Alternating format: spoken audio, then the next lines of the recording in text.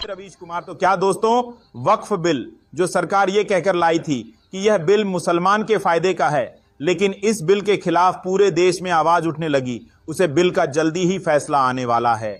सरकार की नींद उड़ी है, सरकार परेशान है कि आगे क्या होने वाला है। एक ऐसा बिल जिसने पूरे देश के मुसलमान को परेशान कर दिया और सरकार की नीयत को उजागर कर दिया कि देश में सिर्फ मुसलमान को टारगेट किया जा रहा है। आगे इस पर बात करेंगे दोस्तों, लेकिन अगर आपने अब तक हमारे नए चैनल रवीश न्यूज ज्वाइन को सब्सक्राइब नहीं किया है तो जल्दी से कर लीजिए, क्योंकि सच दबाने की कोशिश करती है सरकार। हम आप तक सच लाते रहेंगे। यह आपके लिए एक छोटा सा काम है, लेकिन हमारी इससे बड़ी मदद हो जाती है। तो चलिए बढ़ाते हैं खबर की तरफ। तो दोस्तों, देश में कैसा कानून लाया गया जो देश के संविधान को तार तार करता है, लेकिन सरकार यह कहती रही कि यह बिल मुसलमान के फायदे का है, इससे महिलाओं को अधिकार मिलेगा। अगर यह बिल इतना ही अच्छा है तो फिर यह बिल मंदिर की कम्युनिटी के लिए क्यों नहीं लाया गया? क्योंकि सरकार जानती है कि अगर उसने हिंदू धर्म में वक्फ बिल जैसा संशोधन किया तो उसका वोट बैंक उससे छिन जाएगा। मोदी सरकार लोगों को यह कहकर धोखा देती रही कि यह बिल तो बहुत अच्छा है। अगर बिल इतना ही अच्छा है तो मंदिर, चर्च, गुरुद्वारों की कम्युनिटी में क्यों बदलाव नहीं हुए? क्योंकि आपको सिर्फ मुसलमान को परेशान करना है, उनकी संपत्तियां छीन लेनी है। दोस्तों, यह बिल्कुल वैसा ही है कि अपने घर खरीदा और उसमें रहे कोई और रहा है। मोदी सरकार कोर्ट में यह प्रूफ नहीं कर पाई कि यह कानून मुसलमान के हित में है। जब देश के सबसे बड़े वकील कपिल सिब्बल ने दी तो बीजेपी के वकील तुषार मेहता की बोलती बंद हो गई। वह कोर्ट के सामने यह प्रूफ नहीं कर पाए कि वक्फ बिल देश के संविधान को डैमेज करता है। आज जब हम इस मुद्दे पर बात कर रहे हैं तो हमें पता है कि वक्फ बिल इस देश की मुसलमान के लिए कितना खतरनाक है। मोदी सरकार इस देश में नए नए काले कानून लाती है। पहले CNRC, उसके बाद किसान बिल,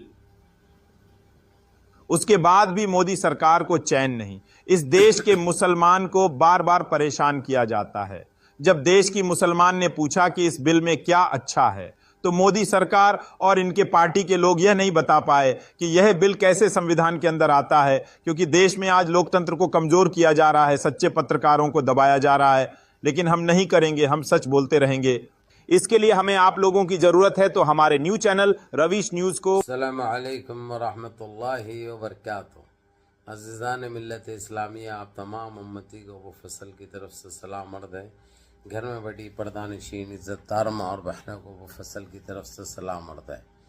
बहरहाल कैफ अल्लाह से उम्मीद है आप लोग खैरियत से होंगे, अल्लाह की हिफाजत में होंगे।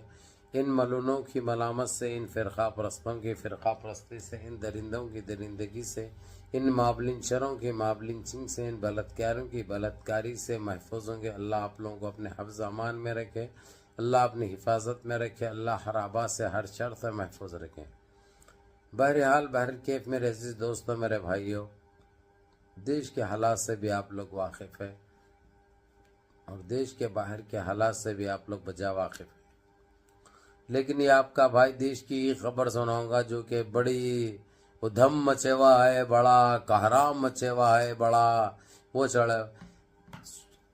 वक्फ अमेंडमेंट बिल को लेकर वो अपडेट दूंगा मैं आप लोगों को। ये भी आपने सुना है, रवीश कुमार साहब का एक रखा हूँ मैं, ताकि आप लोग उनकी भी सुनो, ताकि आप लोग सहमत हो सके, आप लोग को यकीन हो सके कि क्या कुछ चल रहा है, हमारे को कैसी अजियतें देने की कोशिश की जा रही है, कैसा हमको परेशान किया जा रहा है, इनके कैसे कैसे हथकंडे ये लोग इस्तेमाल कर रहे हैं। इनकी सोच के बारे में आप लोगों को मैं बताते हुए आ रहा हूँ मुसलसल, और इंशाल्लाह बराबर बताते भी रहूँगा। इंशाल्लाह मैं किसी के बाप से डरने घबराने वाला नहीं हूँ, क्योंकि मेरे को मालूम है मौत से पहले मौत नहीं, मौत के बाद मौत नहीं।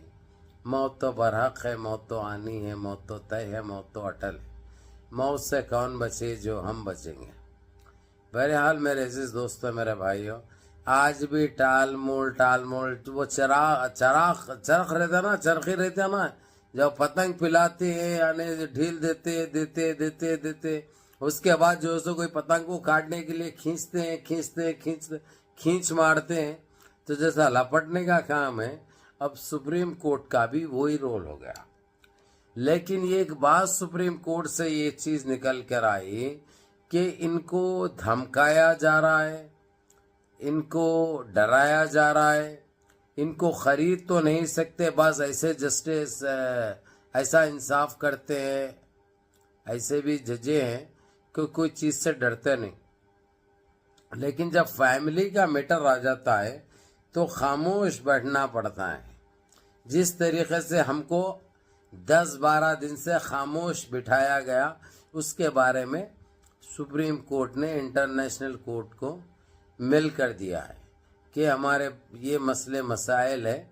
इस तरीके से ये जिस तरीके से बागडोर जो सरकार संभाली हुई है, उसके मद्देनज़र हमको सरकार के उस पर भी थोड़ा बहुत सुनना भी पड़ता है। सरकार प्रेशर में डाल के हमको फैसला देने से रोकी है, न तो फैसला हम 10 तारीख यानी कल ही कर देने वाले थे, लेकिन हमको 1-2-3 दिन का टाइम दो। इसके ऊपर हमारी एक मीटिंग चल रही है, उसके बाद फैसला लिया जाएगा। इनको सिर्फ मुसलमान ही नज़र आ रहे हैं, मुसलमान के प्रॉपर्टीज नज़र आ रहे हैं। तो ये जो जहनियत इनकी जो चल रही है ना, गंदगी, वो आपने वो क्लिप में देख लिया। 2.5 मिनट की जो क्लिप थी, उसके ऊपर तो पूरा खुलासा हो चुका है इनकी सोच के बारे में और इनके गंदगी के बारे में। यानी देखो मेरे अजीज दोस्तों, मेरे भाइयों, ये वक्फ अमेंडमेंट बिल को हम हरगिज़ बर्दाश्त नहीं कर सकते। अगरचे कोई ज्यादती हो रही है, कुछ गलत हो रहा है, तो वो तो हम ना सह सकते ना बर्दाश्त कर सकते, ये इनको खुद पता है। क्योंकि वो पहले दिन से लेकर अभी तक जो पुरअमन एहतजाज किया गया, प्रोटेस्ट किया गया, और हमारी माँ और बहनें सारे रोडों पे निकले हैं, मासूम बच्चे भी निकले हैं, लेकिन इनको ना रहम आ रहा, ना रहम नाम की कोई चीज़ है। उसकी वजह मैं बता दूं मेरे अजीज दोस्तों, मेरे भाइयों, इन्हों किसी तरीके से जो वक्फ प्रॉपर्टीज है, इनकी नीयत ख़राब हो चुकी है, उन्हें हत्याने की कोशिश कर रहे हैं। ये अलग बात है कि अभी जो जल्दबाजी जो कर रहे थे लोग, आर्डर पे आर्डर पास करा रहे थे प्रॉपर्टी ज़मीनों के ऊपर, जो बुलडोजरें चला रहे थे, प्रॉपर्टीज़ को तोड़ रहे थे, अब वो हरकत नहीं कर रहे हैं। क्योंकि इसका जो है सो नोटिस देते हुए सुप्रीम कोर्ट ने साफ अल्फाजों में कह दिया, अगर से इस चीज़ की गलत तुम लोग इस्तेमाल करेंगे, जैसा हमेशा करते हुए आ गए, अगर से इसकी तौहीन करेंगे अदालत के फैसले की, तो फिर तुम्हारे ऊपर सही कार्रवाई की जाएगी। उसके बाद नहीं देखा जाएगा कि तुम कौन से पोस्ट पे है, तुम कौन सी जिम्मेदारी पे है, तुम क्या काम कर रहे हैं, किस लिए रखा गया है, किस लिए चुना गया है, ये चीज़ का हिसाब बाद में होगा। उसके मद्देनज़र इन्हों हैबत खा के अब कोई चीज़ को हाथ तो नहीं लगा रहे हैं। ये हकीकत है, ये सच्चाई है। लेकिन मेरे अजीज दोस्तों, मेरे भाइयों, हमको यहाँ पे बात यहाँ तक थमनी नहीं है। हमको चाहिए वक्फ अमेंडमेंट बिल का फैसला, जजमेंट, चाहे कुछ भी दे दो सुप्रीम कोर्ट। तो देखेंगे अभी जिस तरीके से इंटरनेशनल कोर्ट को जो मेल किए हैं, उसके ऊपर अभी इंटरनेशनल कोर्ट की क्या हिदायत आती है, इनको इसका इंतज़ार करेंगे। बहरहाल मुनज़्ज़म रहिए, मुत्तहिद रहिए, अपनी सफ़ों में इत्तेहाद बरकरार रखिए, नमाज़ों की पाबंदी करिए, माँ बाप की खिदमत करिए, बड़ों के अहकाम पे अमल करिए, अपने भाई को भी दुआ में याद रखिए। अस्सलाम वालेकुम।